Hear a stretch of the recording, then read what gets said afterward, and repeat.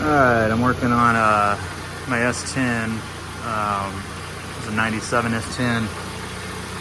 I've done a lot of work to this thing over the years. I'm trying to charge the AC system, so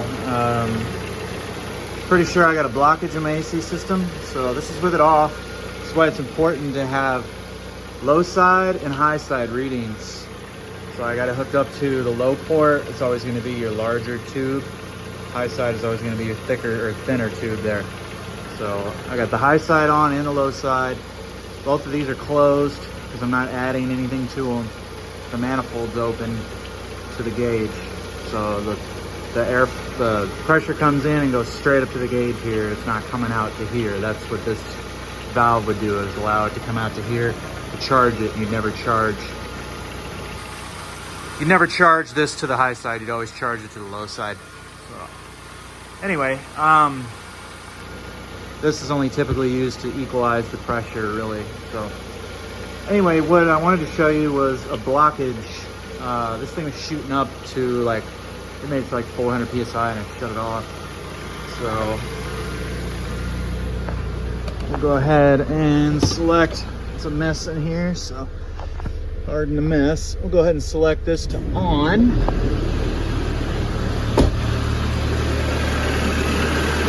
I gotta go back in there quick. We're already at 350, almost 400 PSI. So I don't want to blow anything up. But that's how quick the clogged, it's probably a clogged condenser. It's probably my condenser down here. Ooh, it's hot as can be.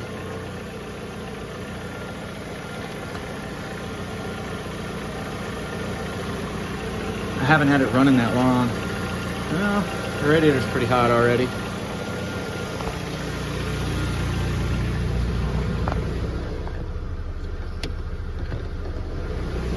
Anyway, making sure the engine temperature isn't real high. Anyway, see, it's already equalized back down. That's how quickly a clogged compressor or a clogged condenser, or it could be my dryer. Where's my dryer on this thing?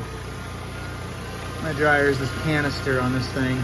A lot of the dryers are now integrated in the condenser. It's like a cylinder on the side of it.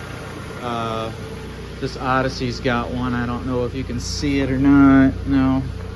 But anyway, that's why it's really critical to have the high side and the low side. I could be sitting there, you saw it was only like 40 PSI on the low side. I could have been like, oh man, it's just low, and been adding, and then kaboom, this thing blows up, and then I really can't drive this thing. So what it would actually do probably is seize the motor. When you kick the power, this style, it's a good video for this too. This style of compressor has a magnet in here, and so it energizes this circuit back here. That's where this wire is coming from, and that's what kicks the compressor on, and it actually makes this whole piece right here rotate. You can see the springs right here. That's this style of compressor. I've got a compressor, we got a fix on another one, but it doesn't look like I'm gonna have AC right now. I've got a lot of work to do to get AC, so we'll keep troubleshooting and figure out what it is, and we'll replace it when I can. All right, so easy fix on this one. What I ended up doing is just let it get to temp. This thing hasn't been started in quite some time, so probably just had a short little blockage. Some of the oil was probably, I don't know how well you can hear me, but some of the oil was probably blocking it. So I'm gonna look at the ambient temp here, and we'll get this charged up. All right, so this is my AC temp chart. You can look at this if you just Google. If you just Google R134a temperature pressure chart. So it's about 75 in my garage right now, but or outside, but it's probably 80 in here. I got the truck running. So we're looking for 40 to 50, 175 to 210.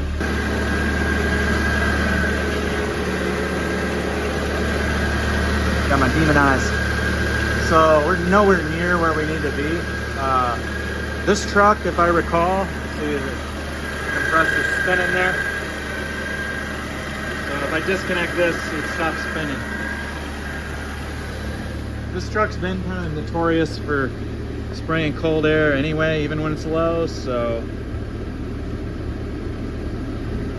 These older vehicles were really easy to learn AC work on.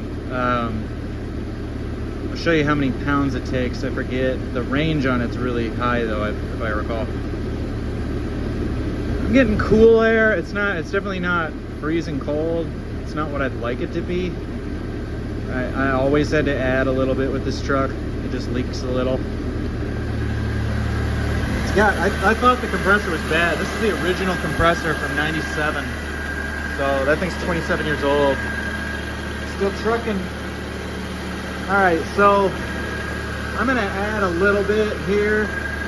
Let's just go get a couple temperature readings and see where we're falling out at. So if you've watched, I'm gonna post some other videos. You'll hear me say it again on those. It's like, this is just this reading is only to give us an idea of how cold the air is coming out. It's not really any indication of exactly how cold it is. This thing almost gets like frostbite almost from sitting in front of this for so long. So it's gonna read really cold temperatures when I charge it. I don't know how much I'm gonna charge it here because I ran to Rooking to get more Freon and they're out. So probably only gonna use what's in this can.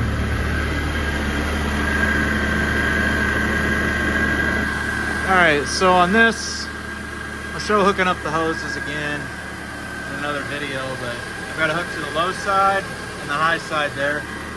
I'm gonna open this can.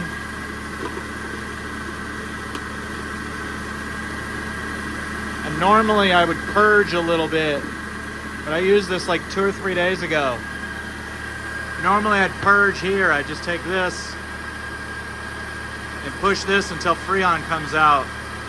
I'm not going to do that today because I've used this recently. It still had pressure when I hooked it up.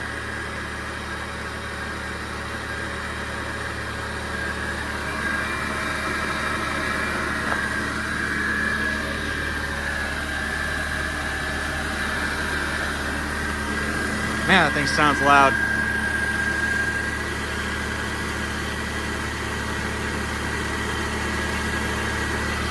So I'm just bumping this gauge, take the can, give it a little shake.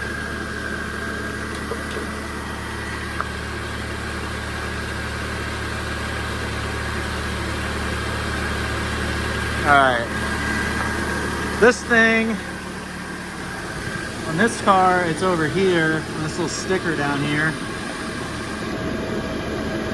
So it takes 1 pound, 14 ounces, so almost 2 pounds. I don't think it, normally you'll have a range, an up or down range. I don't think this one does. But almost 2 pounds, like most cars now are closer to 1.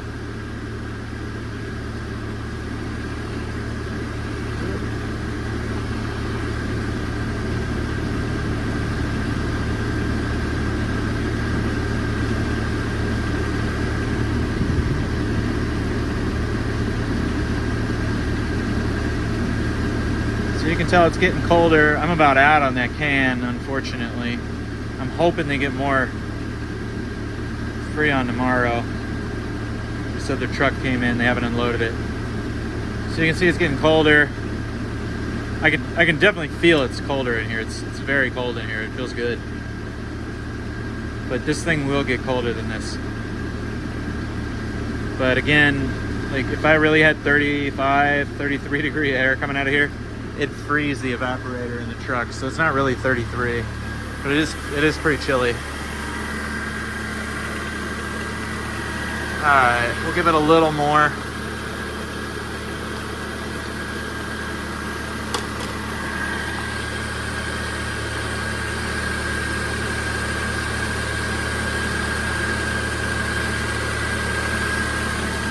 One thing to note, you want to keep these from obviously hitting that, anything spinning. You don't want your hoses hitting stuff. Got a bad exhaust leak.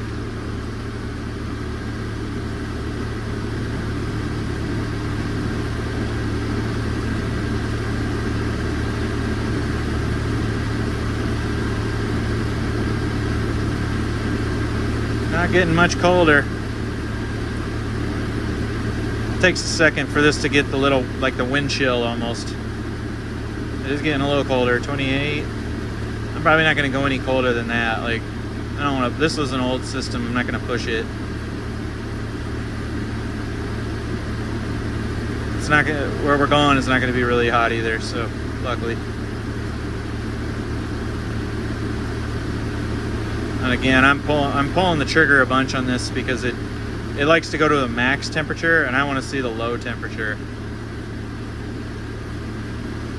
But 29, I mean, my hand's getting cold sitting in front of it, so it feels good. We're charged back up.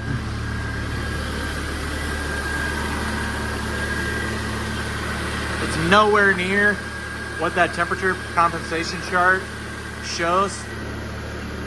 So don't trust these things 100%. They're just gonna get you kind of in the ballpark. They're not gonna get you dead on. I mean, really, the big thing is it cold with a thermal gun? That's really all that matters. So anyway, we'll go ahead and unhook it.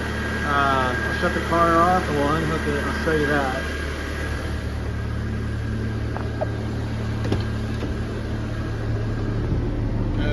We're gonna kill, oh my goodness, it's freezing in here. Let's see what these center ones are putting out.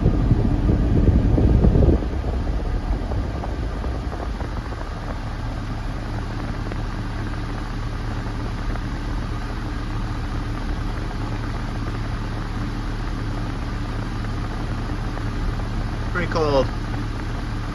Pretty good air, I'm happy with that. We'll shut the AC off. That'll give it a second to equalize. I'll shut this whole thing down. All right.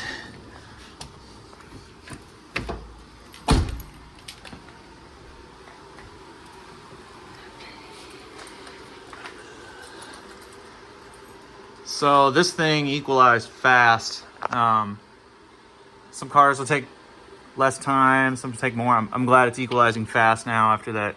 I was really worried it had a failed compressor because like I was saying, I don't know if you can hear me. This puppy is the original compressor from 97, so it's 27 years old. It served its life, so. Anyway, so they're equalized. If they're not equalized, you can open these to equalize it, but I usually don't. I don't like to do that. Open both of those and let it equalize through the manifold. You can, but so these are little caps. So you can see it unscrewing. It pushes down on a Schrader valve to open the valve inside of here, like your tire pressure, like your tire gauge or your tire valve. So you can hear it kind of pop. It's got a little pin. That pin comes out and it pushes on a little detent inside of there, and that's what opens up to allow the Freon to go through. So this is low side. So black cap. I got a red cap up there for high side. So you want these pretty snug, your caps. So this one's still open or closed. We're gonna open it up.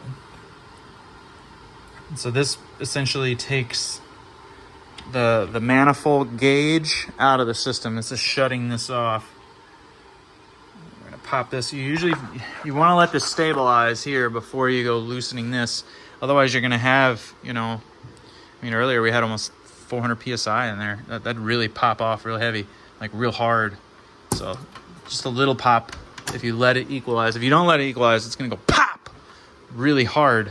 So another thing I was trying to be careful is if you've got any type of metal anywhere near like positive, you don't want this coming in contact with this to that and shorten it out. So anyway, so then we've got a cap. Put the cap on here. right? And then I just store these little puppies. Just take this puppy here, and I usually store it right on the side of my garage because I get it out often. We've got four or five. I don't know how many cars anymore. 4 cars right now. 4 older cars. I've had this thing since I was a kid. So.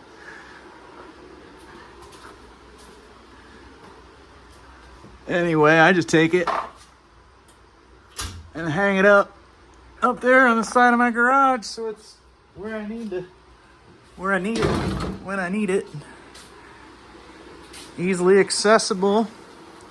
That's it. That's AC work. AC works pretty easy, especially when you're topping stuff off. I'm gonna do another video on another car. I'm gonna do it on our Volkswagen Tiguan. It's got this little thing in the compressor. Remember earlier, I don't know if you could hear me when I was talking, and I was talking over this thing running. But there are different types of compressors. This is a magnetic clutch style compressor.